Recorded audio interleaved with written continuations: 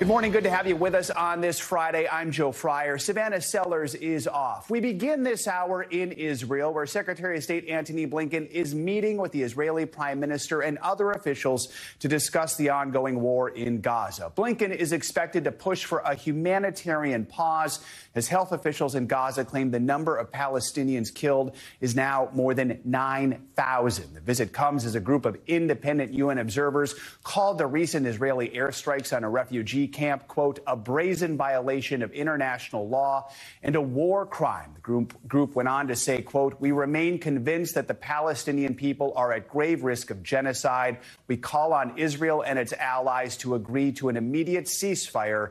We are running out of time.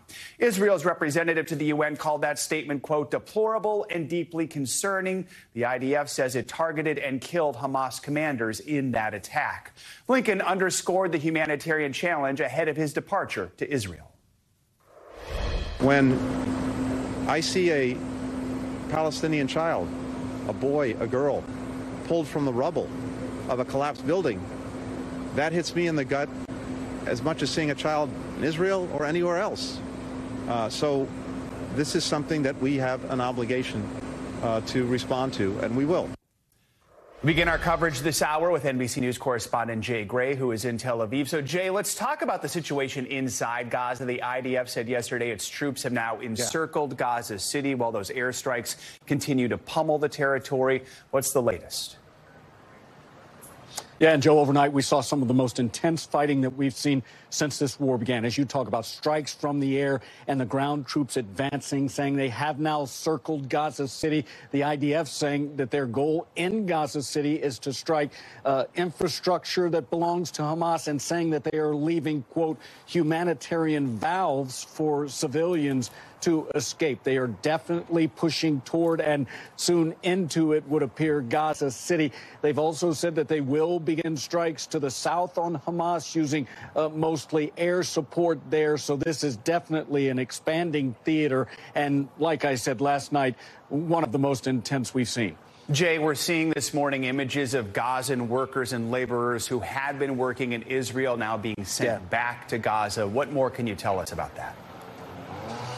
Yeah, these are Palestinians who had work permits in Israel and were caught in Israel at the time of the attacks and have been there ever since. Many of them saying that they've been subject to beatings and other things while they've been in Israel. Israel sending them back now. It's more than 18,000 that have these permits. Israel saying, and I'm quoting here, Israel is severing all contact with Gaza. There will be no more Palestinian workers in Israel. And with that, they are moving back into Gaza.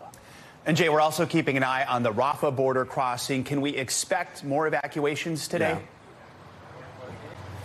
Yeah, absolutely. We've seen dozens of Americans among the hundreds of foreign nationals crossing the border with Egypt. We expect to see that continue for the next couple of days. And on the list today, there are more than 350 American names. So we'll see how many cross. But it's expected that we will see many Americans crossing that border today and eventually getting back to the U.S. All right, Jay Gray reporting from Tel Aviv. Jay, thank you so much. Staying in the region, the Biden administration says at least 79 Americans have left Gaza via the Rafah crossing, with more expected to leave in the next few days. Among those fortunate enough to leave is Maha El-Bana. She is a Palestinian-American aid worker who recently crossed into Egypt from Gaza. She joins us now, along with her sister Summer, who lives in New Jersey. Good to have both of you with us. Maha, let's start with you. How are you doing right now? How does it feel to leave Gaza? I guess I'm still confused. You know, it's hard to feel relieved. Just watching the news right now, it just brings all those memories back. Talk to us about the work you were doing inside Gaza, what you've witnessed over the last nearly 4 weeks now. So our office was hit. Well, not directly, but I was affected by a bomb nearby. So, and we also moved to the south. So we had a makeshift office in Khan Yunis. I was driving to work. I only drove to work like 3 days because I was running out of fuel. 2 of those days, there were so many bombs near me to the point where I would just freeze in my place and not sure whether I should go forward or backward or what to do. The one time there were like 6 strikes very close to where I was, asthmatic, and the smoke was very close. Those were 2 of the incidents. My work is basically, like you said, I work for an aid organization. We try to provide some medical supplies to the Red Crescent and the Ministry of Health hospitals, and we tried to secure some food. We were trying to secure some shelter items like mattresses, pillows, covers. There were none in the market. We're talking about almost half the population became displaced. I was one of them. For the past 3 weeks, I was sleeping with no blanket. How hard was it to get out of there? What were some of the challenges you faced? Basically, the uncertainty and, I'm sorry. I mean, we were expecting to leave a lot earlier, and we were hearing news and receiving emails and everything. And I was practically backed the entire time, just waiting for someone to say, you can go to the borders. But it took almost 4 weeks for us to leave, so I was extremely exhausted. Summer, let's bring you in. How does it feel right now to see your sister out of Gaza, and how were you able to keep in touch over these last few weeks? We kept in touch via WhatsApp. That was the best way of communicating with her. All the phone calls were very hard to connect. FaceTime was hard to also connect. So we relied more on voice notes and texting. And since they don't have electricity there, we barely talked. She tried to save that much energy on her phone for, important things. But basically, I would check in with her every single day and to see if she's alive, literally. Like, that's the whole thing. I would say, Maha, you're there. Like, let me know you're breathing. And what really got to me is that she would tell me, I can smell death. It was that close. And, the uncertainty, is she going to be able to leave? Is she going to be able to get the help that she needs? So all these thoughts were, constantly going through my mind. And I try to do everything here. I reached out to the reps here in New Jersey, the White House, Congress, and I was receiving emails. They acknowledged my requests, but nobody can give me an answer. Basically, they would say, we're keeping an eye on the negotiation that's going on between Egypt, Jordan, and Israel. And, we'll see. We'll keep you posted. Those were the answers that I was receiving here on this end. But, keeping in touch with Maha was just WhatsApp. I would text her and I would hear back from her a few hours later. And, during those hours, it was terrifying. We didn't know what was going on with her, what was happening. Is she okay? Is she alive? Is she breathing? All these thoughts were going through our head. How does it feel to see your sister right now, Summer? It's amazing. I got to see her yesterday also, and I just want to hug her. I want to feel her. I want to feel her breathing. It's that feeling. How does that make you feel, Maha? Almost close to home.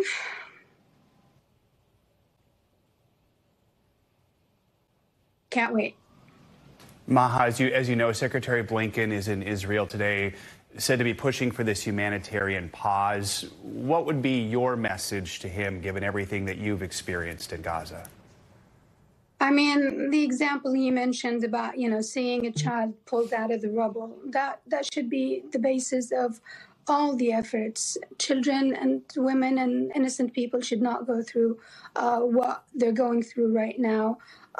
We've all learned that wars are fought between armies. Armies can fight, can do whatever at war, but since when has it become okay to target women and children in their homes, and a lot of times with no warning? And Gaza is one of the most densely populated areas in the world. We're talking about almost 5 people per 1 square meters. When there is a bomb, you're not only targeting that house. You have maybe 4 or 5 surrounding houses that will be affected, and people will be killed. There was one target, one high-rise building that was hit. A lot of the people who got killed were the neighbors. And that incident alone, I think 300 people died. No one should lose their life if they're like sitting home and doing nothing. No one should lose their life, period. We should work on making sure no more lives are lost. Summer, it's one thing to see your sister on a screen. It's another thing to see her in person. Do you hope that happens soon? Yes, I really am looking forward to it. We did book her flight home. She's supposed to get here by Sunday, hopefully, no delays. And, I want to feed her because I know she hasn't been eating. I want to make her a nice cup of coffee. Yeah. I can tell, Maha, you're looking forward to that. Maha, Summer, Albana, thank you both for taking some time to join us this morning. And please keep us updated. We look forward to your reunion. Thank you. As we mentioned, Secretary of State Antony Blinken arrived in Israel earlier this morning for that high-stakes trip to the Middle East. It has been nearly a month now since Hamas attacked Israel, and Secretary Blinken is expected to press Israeli Prime Minister Benjamin Netanyahu for humanitarian pauses in the ongoing military operations in Gaza. Let's bring in NBC News correspondent Aaron Gilchrist with more on this. So, Aaron, it's been a busy day so far for Secretary Blinken. He did meet earlier with Israeli Prime Minister Netanyahu. Talk to us about the day so far and just the importance of this visit to the region.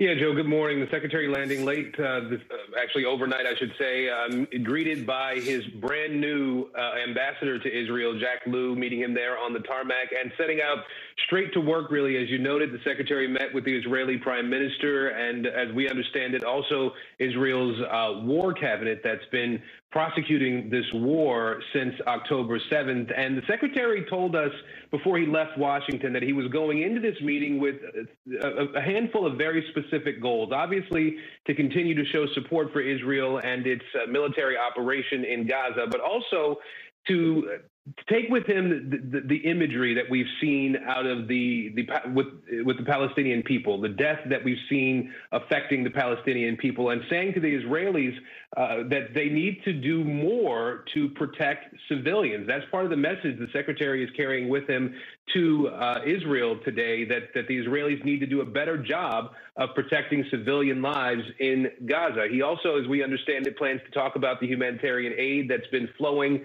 more steadily, still too slow. The Secretary wants to see that increased, the aid that's coming in from Egypt in particular. And then he also talked about, before he left, Joe, the fact that he wants to start having conversations about what happens after the war is over in terms of the two-state solution that we've heard so much about for many years, really. I want you to hear a little bit more of what the Secretary had to say about that before he left D.C.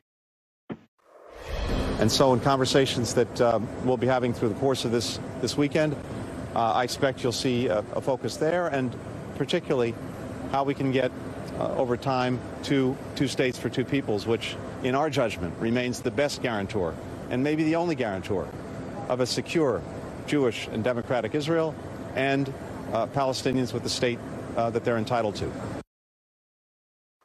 And so the Secretary will go from Tel Aviv to Amman, Jordan, where he'll begin to have more of those sorts of conversations, both about humanitarian aid and about what happens after the war is over with Israel and a Palestinian territory in the greater Middle East. Joe? Yeah, over the weekend, he's going to speak with King Abdullah in Jordan. We know President Biden spoke with King Abdullah earlier this week. They discussed humanitarian aid. What more should we know about this meeting tomorrow?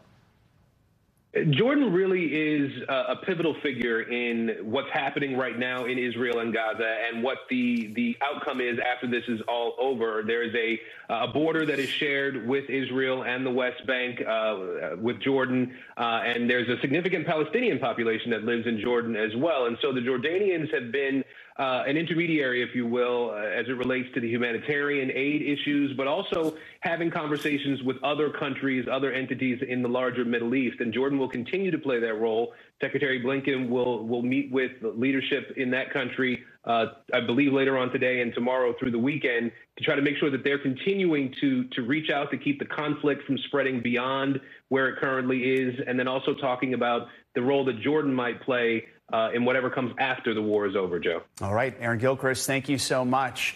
The House passed a Republican-backed bill on Thursday that would give Israel more than $14 billion in aid. The bill was championed by newly elected Speaker Mike Johnson, passed mostly along party lines, with 12 Democrats voting to support it. But it looks like that's as far as it will go. Senate Democrats say the bill is dead on arrival. NBC News congressional correspondent Julie Sirkin joins us with more on this. So, Julie, President Biden threatened to veto the bill, and the Democrats say it's not even going to make it to his desk.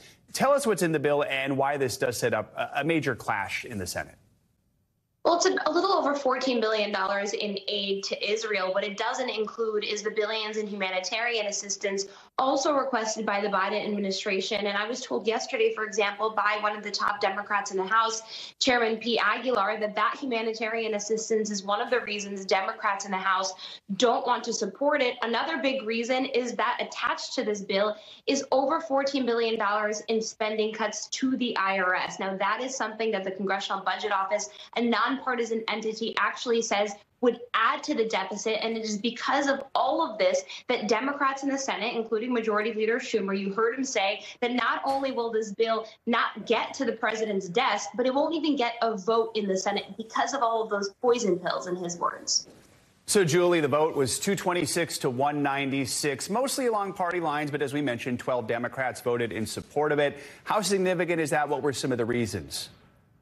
Well, this was certainly a politically challenging vote for Democrats. I asked some Democrats yesterday before this vote if they're walking into a political trap, essentially, because certainly many of them want to support Israel. I'd say most of them want to support Israel and send this funding. This is not something that should be a partisan or political vote. Nonetheless, you did have a handful of Democrats who voted for it, in large part because they are either Jewish Democrats in Congress, or they represent a Jewish constituency and overall didn't want Israel to be let down in this moment. Take a listen to Jared Moskowitz, one of the members who voted for this bill, and what he had to say about it. I'm willing to give anybody the benefit of the doubt when they come into a leadership position.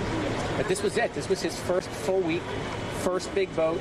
National security issue for the American people, a national security issue for Israel, our #1 ally, and he played politics for it so that he could send out a political mailer. I support the bill because I believe Israel needs to see people on both sides supporting them in their time of need, even though Republicans are playing full politics. Now, many Democrats pointed out that this is really the first time where an emergency supplemental request, emergency national security funding to any country was conditional upon anything. In this case, of course, it's those spending cuts that aren't really spending cuts. But for Republicans' parts, I spoke to a number of them yesterday who said they'd accept this aid to Israel with or without those cuts. All right, Julie Sirkin. Thank you so much, Julie. Appreciate it. It's the verdict that's sending shockwaves through the cryptocurrency world. FTX co-founder Sam Bankman-Fried was found guilty 7 counts of wire fraud, money laundering, and conspiracy. The jury needed only about 4 hours to reach that verdict. Prosecutors argued Bankman-Fried stole billions in cash from FTX customers to pay back loans taken out on behalf of his affiliated hedge fund, Alameda. Bankman-Fried was once considered the king of crypto with a worth of $26 billion. Now he faces more than 100 years in prison. After the verdict, U.S. District Attorney Damian Williams warned this conviction should send a message to others. Sam Bankman-Fried perpetrated one of the biggest financial frauds in American history, a multi-billion-dollar scheme designed to make him the king of crypto. The players like Sam Bankman-Fried might be new, but this kind of fraud, this kind of corruption is as old as time, and we have no patience for it. NBC News business and data reporter Brian Chung and NBC News legal analyst Annie Savalos join us now to help break this down. Brian, I'm going to start with a couple questions to you. Have we seen a fraud trial of this magnitude before? Put it in context. Maybe people might think of Bernie Madoff. How does it compare with that? Yeah, well, I mean, Bernie Madoff is probably the most common analog because you're talking about magnitudes in terms of how much the victims were defrauded out of, also the amount of people, how large the scheme was. So FTX having a lot of users on its platform that were trading cryptocurrency, this is obviously obviously of huge scale. But there are some differences here, namely that Bernie Madoff did plead guilty to the 11 counts that he faced. Sam Bankman-Fried pled not guilty to the 7 counts that he faced. Now, that meant that there was a lot of intrigue over the trial. There was also the personal angle of it, where you had his former girlfriend with a plea deal with the government to testify against her former boyfriend. So there was a lot of just interest in this, especially with the kind of live blogging nature of where we stand in following these court cases today. But again, with a jury coming back in only a matter of hours that he was guilty on all 7 counts, it seemed like they didn't need to necessarily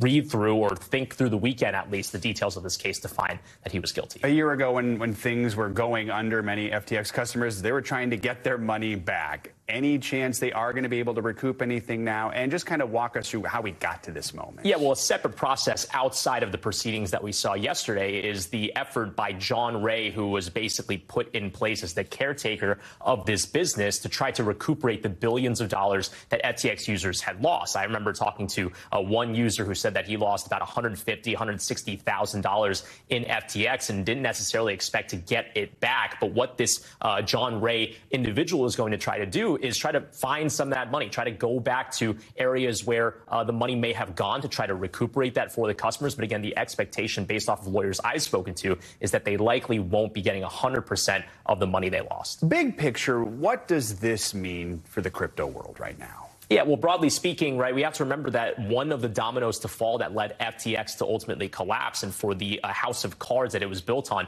to be exposed was the quote-unquote crypto winter of 2022, where there were other market trends that led the price of Bitcoin and other cryptocurrencies to fall dramatically in value over the course of last year. So it's been a very brutal year, not just for the legal side of things, but also just market-wise for those that are invested in cryptocurrency. So again, with Sam Bankman-Fried guilty on 7 of 7 charges, this is a huge black mark on the cryptocurrency industry, although we've seen Bitcoin bounce back lately. So not necessarily a referendum on the use case of the entire cryptocurrency market at large, but broadly speaking, concerns that there could be other issues legally underneath the surface. Danny, a lot of people hear cryptocurrency and their mind sort of goes numb because they don't think they'll understand it. But the jury needed 4 hours here. Why was this such a quick verdict? It's because the government did a good job of framing this not as crypto. They essentially said to the jury, you don't need to understand crypto. And frankly, as I sit here today, I'm not sure I understand crypto, but you don't need to. This is a basic fraud case. This is taking from one account that you shouldn't have taken from and putting it in another account. And anybody can understand that, whether you're a crypto specialist or an English literature major, it really doesn't matter. And that's the way the government sold this case from the beginning. The defense's best angles were to try and confuse the issues, to make it more complicated than it was, and to try and essentially argue ignorance, which was about the only thing they could have argued, was to put their client on the stand to provide information about how he didn't have information. And it was a gambit, and it didn't work. Bankman-Fried plans to appeal. We always expect someone to appeal once they're convicted. What could be his argument here? What are the odds that he's successful? Very long shot here. I mean, he did testify. There's more than enough evidence, in my view,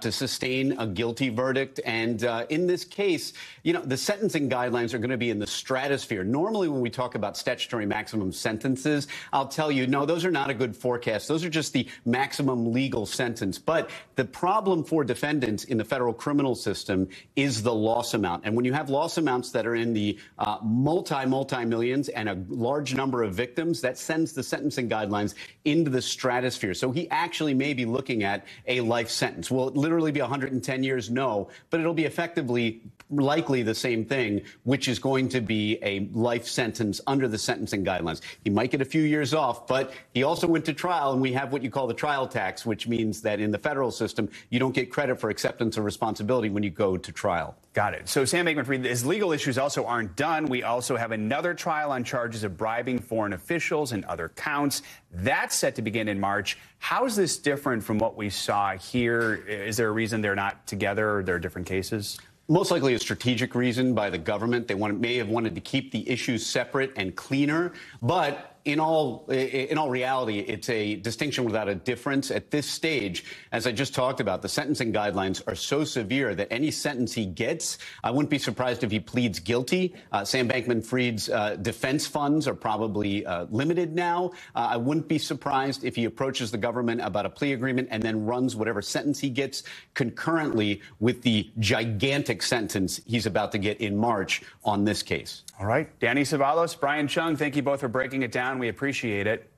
More heavy rain headed for the Pacific Northwest. For details on that and more, let's get your morning news now weather forecast with meteorologist Angie Lastman. Angie, good morning. Hey, good morning, Joe. We've got another atmospheric river event unfolding, and that means heavy rain, as you mentioned, but also some snow potentially for parts of the northern Rockies. So here's the deal. We're gearing up for that next storm for the Pacific Northwest today. You'll see a couple of rounds here as we go through the weekend, too, but the rest of the country looks absolutely gorgeous. Sunny and pleasant today, milder highs. It doesn't mean that it's going to be warm by any means, but a whole lot better than it was yesterday. When you look at places like the Northeast and the Midwest, especially the Southeast, going to get back into those 70s. But let's focus on the Northwest washout that we're gearing up for. Here's what we're looking at through the day today. So you can see some of that coastal rain starts to work on shore. We'll see heavy downpours with this, some impressive rainfall rates at times. And that means that the flooding concern will remain not just today, but even into tomorrow as this continues to work its way a little farther to the east. Notice we'll see some of this kind of wintry mix and even some snow for parts of the northern Rockies.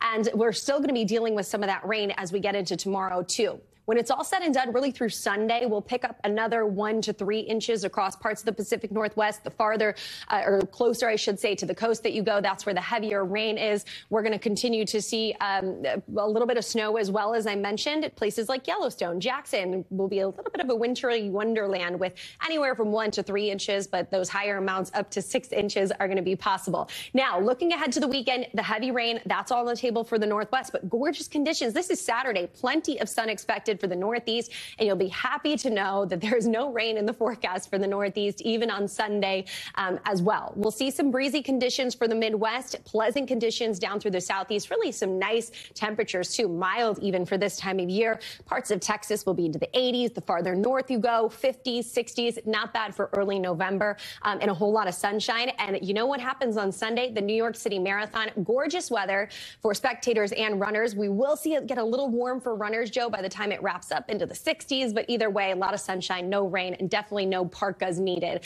for folks that are going out there to cheer on those runners. Like me, I'll be there. Good, good. You're cheering for, I think everyone knows someone who's running in it. So we definitely do. Awesome. All right. Thanks, Angie. Appreciate it. Of course. Thanks for watching. Stay updated about breaking news and top stories on the NBC News app or follow us on social media.